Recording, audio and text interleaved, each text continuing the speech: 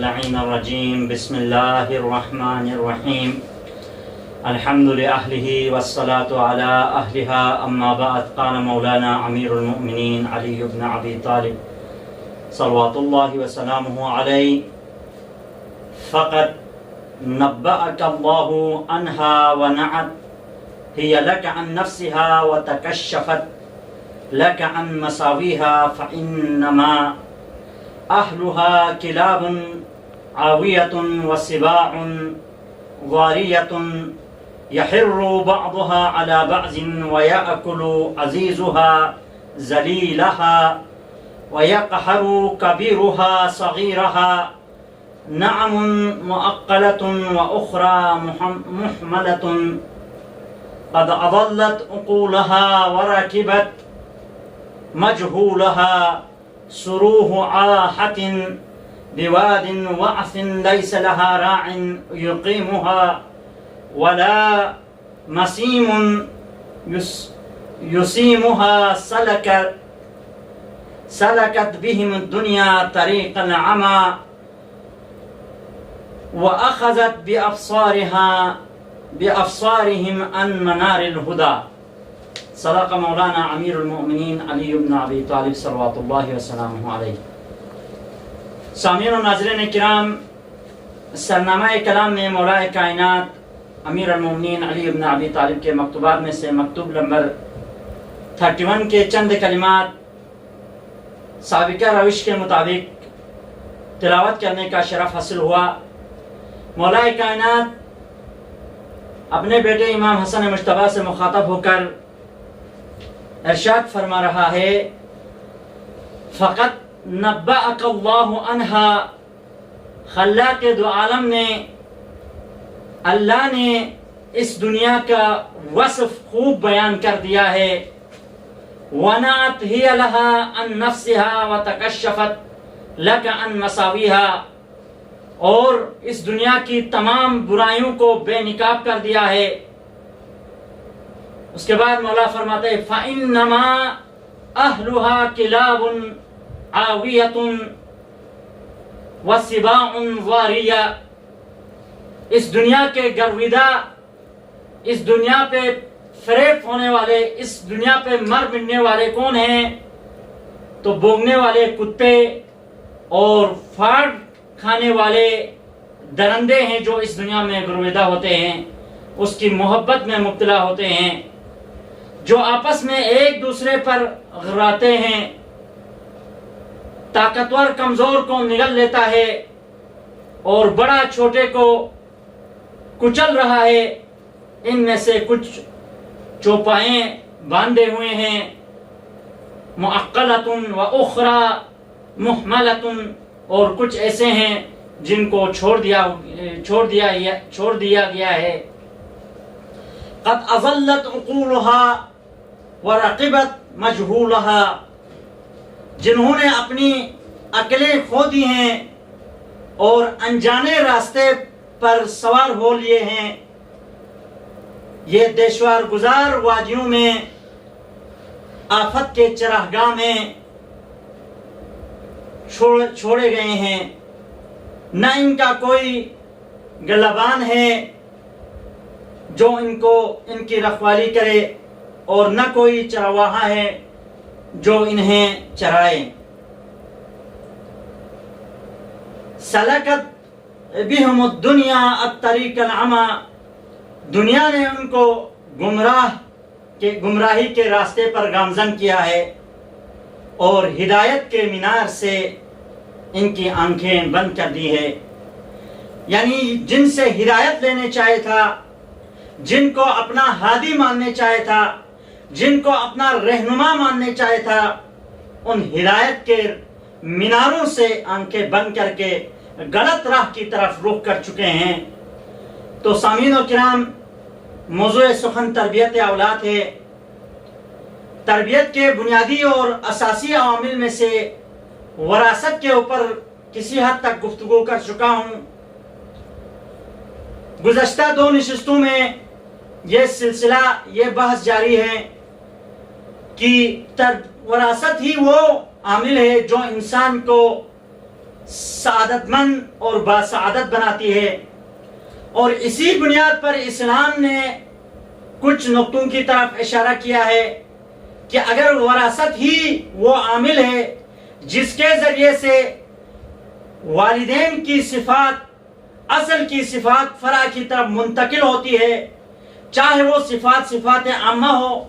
یا وہ صفات جو دقیق ترین صفات ہو، وہ بھی اصل سے فرع کی طرف منتقل ہوتی ہے، اس بات کو مد نظر رکھتے ہوئے دین مبین اسلام نے کچھ نکات کی طرح اشارہ کیا ہے۔ ان میں سے گزشتہ ایک نشست میں بیان کر چکا ہوں، وہ ایک نقطہ یہ ہے کہ جو بھی شخص ازدواجی زندگی سے منسلک ہونا چاہتا ہے، وہ شادی کرنا چاہتا ہے، اس کو شادی کرنے سے پہلے جس کو اپنی شریک حیات بنانا چاہتا ہے، اس کے امور زندگی،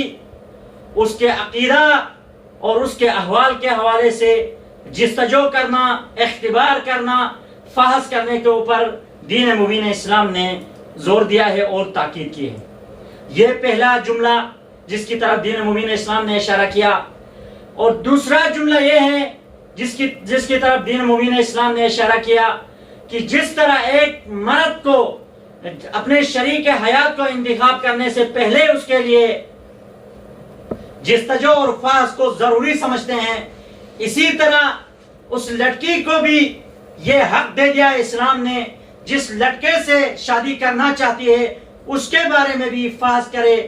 اور جستجو کرے، اس کے عقیدے کے حوالے سے، اس کے امور زندگی کے حوالے سے، اس کے خاندان کے حوالے سے فحص اور اختبار کرنے کے بعد پھر اس کو اپنے شریک حیات کے طور پر اخذ کرے اور اپنا لے۔ اور اسی ضمن میں چند احادیث بیان کر چکا ہوں کہ دین مبین اسلام نے اس کا سابقہ جو نقطہ ہے اس کی طرف اشارہ کیا کہ وہاں پر کیا ہے، احمق عورتوں سے شادی کرنا منع ہے، اور دوسرے جملے کے اندر شارب الخمر، جو شراب پیتا ہے، اس سے اپنی بیٹی کا نکاح نہ کراؤ کہہ کر جو روایت بیان کیا، یعنی اسی سلسلے کو ادامہ دیتے ہوئے آگے عرض کروں کہ امام جعفر صادق فرماتے ہیں کہ من زوج کریمتہ من شارب الخمر فقط قطع رحمہا، جو بھی انسان اپنی بیٹی کا رشتہ کسی شارب الخمر سے کراتا ہے، شراب پینے والے کو اپنی بیٹی دیتا ہے، تو گویا اس نے اس کے رحم کو قطع کیا، یعنی وہ بانجھ ہو جائے گی۔ یعنی شارب الخمر سے شادی کرنے کے وجہ سے وہ لڑکی کیا ہے، بانجھ ہو جائے گی، یعنی اس کی نسل کو ختم کر دیا۔ طب سے یہ معلوم ہوتا ہے کہ بڑے بڑے ڈاکٹر کا کہنا یہ ہے کہ لڑکی کے بانجھ ہونے کے اسباب میں سے ایک سبب شارب الخمر ہے، شراب کا پینا ہے۔ ایک ڈاکٹر ہیں جو ایک لڑکی کے حوالے سے وہ اپنے محاضرات میں، جو کہ اس نے بانجھ کے عنوان پر، اس نے بانجھ کے حوالے سے کچھ محاضرات دیا ہے، اس نے اپنے محاضرات میں وہ ایک جوان لڑکی کے بارے میں ڈسکس کرتا ہے اور بیان کرتا ہے کہ وہ لڑکی ایسی تھی کہ وہ ہمیشہ شراب میں آلودہ رہتی تھی، ہمیشہ شراب پیتی تھی اور اس کی عادت بن چکی تھی شراب پینا، تو وہ بالکل حاملہ نہیں ہوئی، باوجود اس کے کہ اس کے جسم اور اس کے رحم میں، اس کے بچدانی کے اندر کوئی پرابلم، کوئی مشکل نہیں تھی، لیکن اس کے باوجود بھی وہ حاملہ نہیں ہو رہی تھی۔ لیکن جب اس کو شراب سے منع کیا گیا بطور علاج کے، یعنی علاج کے طور پر اسے کہا گیا کہ اگر شراب ترک کرو گی تو ہو سکے حاملہ ہو جائے گی، تو جب اس نے اس شراب کو ترک کیا تو وہ حاملہ ہو گئی۔ اور اس میں یہ شراب کے بارے میں چاہے مرد ہو عورت ہو، اس میں کوئی فرق نہیں ہے۔ جس طرح شراب کے ذریعے سے عورت بانجھ ہو سکتی ہے، اسی طرح مرد نامرد بھی کیا ہے، ہو سکتا ہے شراب کی وجہ سے، کیونکہ مردوں میں شراب کی عادت ایک خطرناک بیماری ایجاد کرتی ہے کہ وہ ریڑھ کی ہڈی کو کمزور کرنے کا سبب بنتا ہے شراب۔ اور اس شراب کا اور ایک اثر کو بھی بیان کیا گیا ہے کہ ولادت کے فوراً بعد وہ بچہ مر جاتا ہے، یعنی وہ جنین، وہ بچہ مر جاتا ہے تاکہ شراب پر عادی ماں باپ کی نسل ایک دو پشتوں کے بعد تمام خاندان ختم ہو جائے، یعنی وہ زمین پر اس کی کیا ہے کوئی بھی خاندان باقی نہ رہے. اس لیے کہ شراب کا یہ اثر ہے کہ ان کے بچے مر جاتے ہیں. اگر شرابی ماں باپ کے بچے زندہ بھی بچ جائے، اولاً تو ڈاکٹر کے تحقیق کے مطابق وہ مرتے ہیں، اگر زندہ بھی بچ جائیں تو وہ بچے مختلف بیماریوں میں مبتلا ہوتے ہیں اگر زندہ بچے تو. مثلا عام آدمی کے برابر اس کے دماغ نہیں ہوتی ہے، یعنی اس کی کھوپڑی کیا ہے ختم ہوتی ہے، اور قد و قامت کے لحاظ سے بھی وہ کوتاہ قد ہوتا ہے، اور اس کی دماغ کیا ہے خشک ہو جاتی ہے، اور قوت حافظہ ضعیف ہوتا ہے. اس کے علاوہ بھی بہت ساری نفسیاتی بیماریاں ان بچوں کے اوپر منتقل ہوتی ہیں، اور شرابین ماں باپ کے بچے بہت سارے چیزوں سے محروم ہو جاتے ہیں والدین کی غلطی کی وجہ سے. اسی لیے کہ دین مبین اسلام نے شرابی شخص کے ساتھ شادی کرنے کو حرام قرار دے دیا ہے. یعنی ڈاکٹر کے تحقیق کے مطابق بھی شرابی شخص سے شادی کرنے کے اثرات بہت خطرناک اثرات نکلتے ہیں، اور اگر شادی کر لے تو اولاً تو وہ بچہ دنیا میں آنے کے بعد مر جاتا ہے، اگر بچ بھی جائے تو وہ مختلف بیماریوں میں کیا ہے مبتلا ہو جاتا ہے. تو یعنی ڈاکٹر کے اعتبار سے بھی شرابی شخص سے شادی کرنا منع ہے، اور اسلامی اعتبار سے بھی شرابی شخص سے شادی کرنا ممنوع ہے. یعنی یہ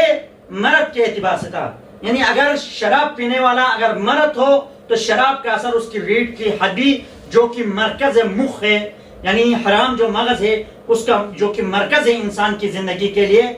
اس میں اس کا اثر ہوتا ہے. اس کے ذریعے سے شراب کا اثر بچوں تک کیا ہے پہنچتا ہے، یعنی ریڑھ کی ہڈی کے اندر اثر کرتا ہے. اسی ریڑھ کی ہڈی سے جو قوت منویہ سے خارج ہوتی ہے، جس کی وجہ سے کیا ہے وہ بچوں کی طرف اس کا اثر کیا ہے منتقل ہوتا ہے. اب یہاں پہ ایک سوال ہے کہ بھائی ماں کے ذریعے سے کس طرح بچوں کے اوپر کیا ہے شراب کا اثر یعنی منتقل ہوتا ہے. تو ماں کے ذریعے سے شراب کا اثر منتقل ہونے کی وجہ یہ ہے کہ اگر بچے کی ماں شراب پینے کی عادت ہو تو شراب کے اثر ماں کے ذریعے بچے کے خون تک پہنچتا ہے. وہ کیسے؟ اس نالی کے ذریعے سے جو رحم میں جب بچہ ماں کے پیٹ کے اندر ہوتا ہے تو بچدانی کے اندر جب ہوتا ہے تو جو نالی جو بچے کے ساتھ ریلیٹڈ رہتی ہے اس نالی کے ذریعے سے کیا ہے شراب کے اثرات بچے تک منتقل ہوتے ہیں. اور اگر وہ دنیا میں آ جائیں تو رضاعت کے ذریعے سے جب ماں اس بچے کو دودھ پلاتی ہے اس دودھ کے ذریعے سے شراب کا اثر اس بچے تک پہنچتا ہے. بس اس بات سے یہ واضح ہوا کہ جدید علم طب کے انکشافات سے پہلے اس خطرناک اور مہلک بیماری کے بارے میں دین مبین اسلام نے بیان کیا اور شارب الخمر سے شادی کرنے سے منع فرمایا، تاکہ جدید نسل آنے والی نسل مشکلات اور انحرافات اور مختلف آفات اور بیماریوں پر کیا ہے مبتلا نہ ہو جائے. اسی طرح دین مبین اسلام نے سخت کراہت محسوس کیا ہے کہ اس شخص سے شادی کرنا بھی جو برے اخلاق کا حامل ہو، کیونکہ یہ چیز بھی اخلاق بھی بچوں کی طرف منتقل ہو جاتی ہے. یعنی مثلا ایک بشار الواسطی راوی ہے کہ وہ کہتا کہ میں نے ابو الحسن امام الرضا کو لکھا کہ میری ایک لڑکی ہے جنہوں نے پیغام نکاح لایا ہے لیکن وہ لوگ با اخلاق نہیں ہیں، ان کے اندر اخلاق نہیں پایا جاتا ہے، آیا میں اپنی بیٹی کو ان کو دے دوں، ان سے اس کا رشتہ کروں یا نہ کروں، کہ امام رضا کو خط لکھا بشار الواسطی نے. تو امام رضا علیہ السلام نے ارشاد فرمایا لا تزوجہ ان کان سیء الخلق، اس لڑکی کی اس کے ساتھ شادی نہ کرو اگر وہ برے اخلاق کا حامل ہے. تو اس کے علاوہ بھی بہت ساری روایات ہیں جو فحص اور اختبار اور جانچ پڑتال کے کرنے پر ابھارتی ہے اور انسان کو وادار کرتی ہے کہ ازدواجی زندگی میں منسلک ہونے سے پہلے جس سے شادی کرنا چاہتے ہیں اس کے بارے میں فحص اور جستجو اور اختبار کیا جائے، چاہے لڑکا ہو چاہے لڑکی ہو، دونوں کے لیے یہ حکم ہے. دونوں اپنی ازدواجی زندگی کو اخذ کرنے سے پہلے جس کے ساتھ شادی کرنا چاہتے ہیں اس کے بارے میں معلومات حاصل کریں۔ یہ دو نقطہ۔ آج تیسرا نقطہ جس کی طرف دین مبین اسلام نے اشارہ کیا ہے وہ یہ ہے کہ اسلام نے قانون وراثت کا بہت اہتمام کیا ہے۔ اسلام نے زوجین میں سے ہر ایک کو یہ اختیار دیا ہے، اگر ان دونوں میں سے ایک کوئی فکری انحرافات یا جسمانی عیوب میں سے کسی آفت پر مبتلا ہو، یعنی ایسے معیوب جس کے بارے میں فقہاء نے صراحتاً بیان کیا ہے کہ اگر اس طرح کے عیوب میاں بیوی میں سے کسی ایک میں بھی پایا جائے، کوئی ایک بھی ان عیوب میں مبتلا ہو، تو دوسرے کو حق حاصل ہے کہ وہ اپنا عقد فسخ کرے، یعنی عقد کو فسخ کرنے کا حق حاصل ہے اور وہ اس سے اپنی آزادی حاصل کر سکتا ہے۔ جیسا کہ امام جعفر صادق علیہ السلام ارشاد فرماتا ہے انما یرد النکاح من البرص والجزام والجنون والعقل، یعنی نکاح رد ہوتا ہے، یعنی نکاح کو رد کیا جا سکتا ہے ان بیماریوں میں سے ایک بھی بیماری زوجین میں سے کسی ایک میں پایا جائے۔ مثلا شوہر کے اندر یا بیوی کے اندر ان بیماریوں میں سے اگر کوئی ایک بیماری پائے جائے تو دوسرے کو حق حاصل ہے کہ وہ اس سے کیا ہے علیحدگی اختیار کرے، اپنے عقد کو کیا ہے فسخ کرے۔ ان بیماریوں میں سے پہلی بیماری برس کی بیماری ہے، جزام ہے اور جنون ہے اور عقل ہے۔ بس اس روایت سے بھی یہ بات ثابت ہوا کہ مرد اور عورت دونوں کے لیے یہ حکم دین مبین اسلام نے از حیث قانون کے دے دیا ہے کہ جب بھی ان دونوں میں سے کوئی ایک بھی اس بیماری پر اگر مبتلا ہو تو دوسرے کو اس کا عقد فسخ کرنا اور اپنی آزادی حاصل کرنا اس کے لیے حق حاصل ہے۔ بس یہیں پر اکتفا کرتے ہیں اور بارگاہ خداوندی میں دعا کرتے ہیں پروردگار ہمیں ان مطالب پر حقیقی معنوں میں عمل کرنے کی اور اپنی تربیت کرنے کی اور اپنے اولاد کی تربیت کرنے کی توفیق عطا فرما۔ وآخر دعوانا ان الحمد للہ رب العالمین۔